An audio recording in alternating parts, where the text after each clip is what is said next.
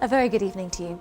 The government is facing a legal challenge to its decision to slash billions of pounds from the school building programme. 3 Labour-controlled councils are bringing the action, including Luton and Waltham Forest, which claims that pulling the plug on 17 of its schools will have a catastrophic effect on pupils. The Department for Education insists the savings are fair and necessary. Matthew Morris reports from Walthamstow. OK, now you've got your workstations. Year 11 students at Willowfield School in Walthamstow, in the middle of a science lesson at the centre of a political row.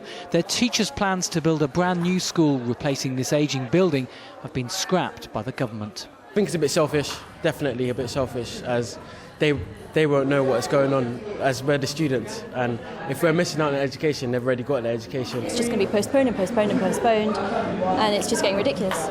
So this part of the school is Victorian, and the drains underneath it all have collapsed, as you can see. The drains are just one problem. The windows are rotting. When the roof leaks, there are buckets in the corridor to catch the rain.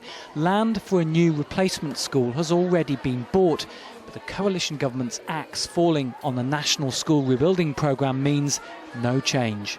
We were planning to move onto a site that is adjacent to playing fields, where there would be space for our students to do proper sport. We can't meet the national curriculum 2 hours a week for our sport at the moment. I can just about manage my own disappointment, but it's very hard to look at young people who are disappointed. That's why the school's Labour-controlled Waltham Forest Council is seeking a judicial review of the government's decision. £263 million has been taken away by the government as a result of ending BSF. We want to get round the table with the government to negotiate our way through this problem, but they won't speak to us. That £263 million is just from his budget. Across London, a total of 19 boroughs are affected.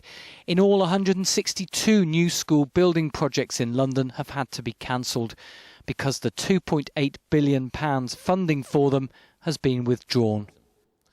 Education Secretary Michael Gove has said the building programme was dysfunctional.